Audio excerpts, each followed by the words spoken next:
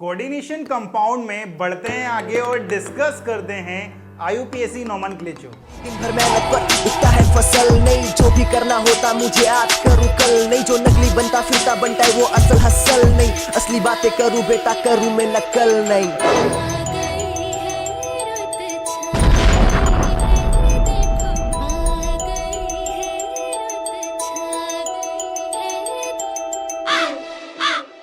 IUPAC nomenclature में कुछ question अपन ने कर लिए हैं, कुछ क्वेश्चन अभी बाकी हैं। अभी तक हम जो क्वेश्चन कर रहे थे वो क्या थे, हमें कंपाउंड गिवन होता था उसका हम आईयूपीएसी नोमेनक्लेचर करते थे।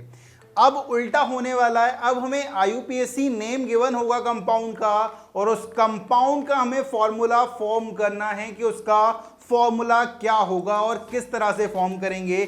चलिए देखते हैं। जैसे कि सबसे पहला क्वेश्चन देखो, एग्जांपल के थ्रू समझते हैं। एग्जांपल पहला आ रहा है पोटेशियम हेक्सासाइनोफेरेट थर्ड। यहां पर मुझे फॉर्मूला फॉर्म करना है। फॉर्मूला फॉर्म करना अपन ने 9th या 10th में सीख लिया था, ठीक है। जैसा मैं आपको थोड़ा सा बताता हूं, जैसे कि हमें MgCl2 बनाना है तो अपन क्या लेंगे, Mg और यहां पर Cl, ठीक है। तो यहां पर Mg पर +2 का चार्ज होता है, यहां पर -1 का चार्ज होता है। इन दोनों को क्या करो, क्रॉस मल्टीप्लाई कर दो तो इसका फॉर्मूला बन जाएगा MgCl2। इस तरह से अपन बनाते थे, 9th और 10th में सीख लिया था। वही मेथड अप्लाई करना है, इससे ज्यादा अपन को अप्लाई नहीं करना है। देखो अब यहां पर देखो कि हमारे पास क्या है, पोटेशियम हेक्सासाइनोफेरेट थर्ड।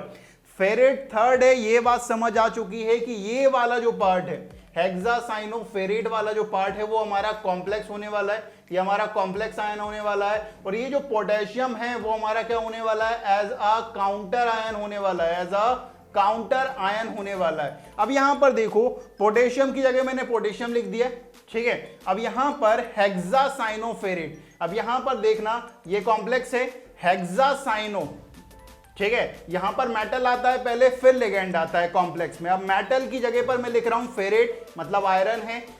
हेक्सासाइनो मतलब Cn कितने हैं, 6 नंबर में।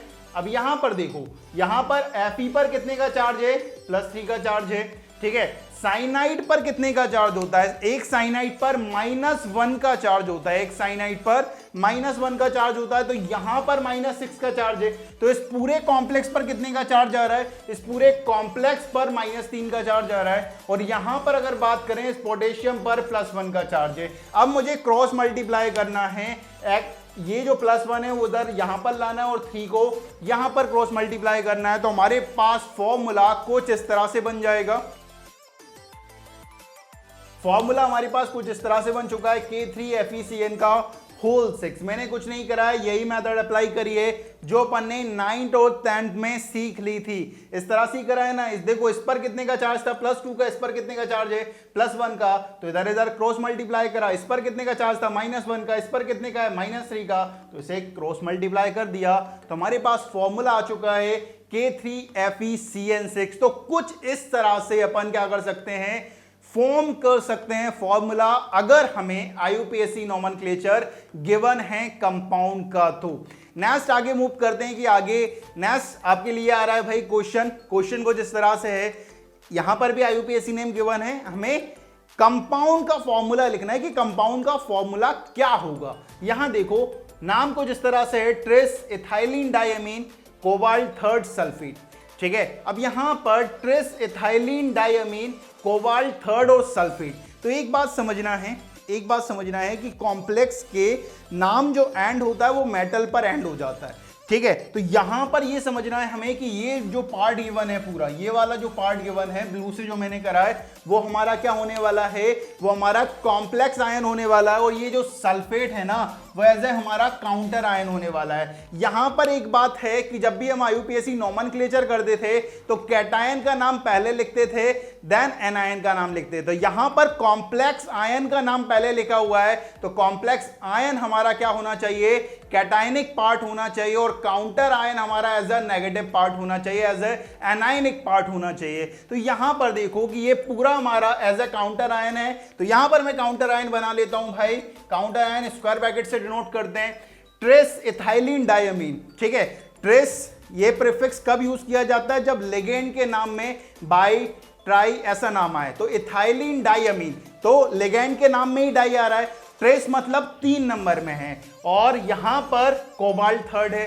तो जब भी हम कॉम्प्लेक्स आयन का नाम लिखते हैं तो कॉम्प्लेक्स आयन के नाम में पहले हम मेटल का नाम लिखते हैं, देन लिगेंड का नाम लिखते हैं, और लिगेंड अगर एक से ज्यादा है तो अल्फाबेटिकली उसका नाम लिखते हैं। ठीक है, अब यहां पर देखो, यहां पर अपन क्या करने वाले हैं, कॉम्प्लेक्स आयन का नाम लिख रहे हैं, तो यहां पर सबसे पहले हम कोबाल्ट मेटल का नाम लिखेंगे। कोबाल्ट की ऑक्सीडेशन स्टेट हमें गिवन है कि ये +3 में है। ट्रेस इथाइलिन डायमीन, मतलब इथाइलिन डायमीन 3 नंबर में है, तो यहां पर मैं लिख रहा हूं ethylene diamine EN whole thrice. ठीक है, अब यहां पर देखो, यहां पर सल्फेट है, यहां पर क्या है, सल्फेट। ठीक है, अब यहां पर थोड़ा सा समझना कि ये जो कॉम्प्लेक्स है, इथाइलिन डायमीन पर तो कोई चार्ज होता नहीं है, तो इस पूरे कॉम्प्लेक्स पर कितने का चार्ज आने वाला है, +3 का चार्ज आने वाला है, और सल्फेट पर कितने का चार्ज होता है, -2 का। तो अब मुझे क्रॉस मल्टीप्लाई करना है, जब मैं क्रॉस मल्टीप्लाई करूंगा तो मेरे पास कुछ इस तरह से फॉर्मूला आने वाला है, कुछ इस तरह से हमारा फॉर्मूला आ जाएगा। ठीक है, इस 2 को मैंने यहां मल्टीप्लाई किया है, 3 को यहां मल्टीप्लाई कर दिया, तो इस तरह से हमारा फॉर्मूला आ जाएगा। ठीक है, नेक्स्ट मूव करते हैं, नेक्स्ट एग्जांपल की तरफ मूव करते हैं। कुछ इस तरह से ही बनाना है। ठीक है, अपन को कुछ ज्यादा अप्लाई नहीं करना है, जो अपन ने 9th और 10th में सीखा है उसी को अप्लाई करना है। 9th 10th पढ़िए ना यार। ठीक है, कुछ लोग बोल रहे हैं कि 9th 10th भी होती है क्या। ठीक है, तो 9th 10th भी, 9th 10th मतलब बचपन में जो अपन ने सीखी है चीजें वही अप्लाई करना है, इससे ज्यादा कुछ अप्लाई नहीं करना है। अब यहां पर देखो, यहां पर नेक्स्ट एग्जांपल आ रहा है आयरन थर्ड हेक्सासाइनोफेरेट सेकंड। ठीक है, तो यहां पर ये समझना है हेक्सासाइनोफेरेट ये हमारा क्या होने वाला है, एज अ कॉम्प्लेक्स आयन होने वाला, और ये हमारा क्या होने वाला है, एज अ काउंटर आयन। ठीक है, काउंटर आयन अगर डी ब्लॉक से होता है तो हम उसकी ऑक्सीडेशन स्टेट शो करते थे स्मॉल ब्रैकेट में रोमन नंबर में। ठीक है, ये पता होना चाहिए। अब यहां पर देखो, मैं कॉम्प्लेक्स फॉर्मूला बनाने की कोशिश करता हूं, तो यहां पर आयरन थर्ड में तो Fe, यहां पर +3 का चार्ज है इस पर। अब ये पूरा कॉम्प्लेक्स है, कॉम्प्लेक्स लिख रहा हूं भाई। ठीक है, अब यहां पर कॉम्प्लेक्स में पहले मेटल का नाम आता है, फिर लिगेंड का नाम आता है। तो पहले मेटल कौन है भाई, फेरेट मतलब आयरन, इसकी ऑक्सीडेशन स्टेट गिवन है +2। हेक्सासाइनो मतलब Cn पर होल 6। ठीक है, अब देखो काउंटर आयन पर +3 का चार्ज है, तो कॉम्प्लेक्स आयन पर कितने का चार्ज होने वाला है, इस पर +2 का चार्ज है, इस पर साइनाइड पर 1 पर -1 का, तो 6 पर -6 का चार्ज होने वाला है, तो यहां पर -4 का चार्ज आने वाला है। तो क्रॉस मल्टीप्लाई करूंगा, और जब मैं क्रॉस मल्टीप्लाई करूंगा तो फॉर्मूला कुछ इस तरह से आने वाला है। ठीक है, फॉर्मूला कुछ इस तरह से आ गया, Fe4 FeCN का होल 6 का होल थ्राइस। ठीक है, तो ये हमारा एक फॉर्मूला बन चुका है कॉम्प्लेक्स आयन का। अपन ने सिर्फ 9th 10th में जो पढ़ा हुआ है उसी को अप्लाई किया है। ठीक है, इससे ज्यादा अपन ने अप्लाई नहीं किया है, क्योंकि देखो 9th 10th में ये सब पढ़ा हुआ था, ये भी सोल्ट थे, कॉम्प्लेक्स कंपाउंड भी तो सोल्ट ही होते हैं। ठीक है, वो डिफरेंट टाइप के सॉल्ट होते हैं, बस सॉल्ट तो होते ही है ना। तो बस बेसिक अप्लाई करना है, बेसिक कभी चेंज नहीं होते हैं, ये ध्यान रखें। तो हमेशा बेसिक्स पर जाना है। जब आप बेसिक्स को अच्छी तरीके से पढ़ लोगे तो किसी भी कॉन्सेप्ट को आप आसानी से समझ सकते हो। तो ये बात हुई कि जब हमें IUPAC नेम गिवन हो किसी भी कंपाउंड का और उसका फॉर्मूला बनाना हो तो कुछ इस तरह से बना सकते हैं। तो जल्दी से लो आप इसका स्क्रीनशॉट।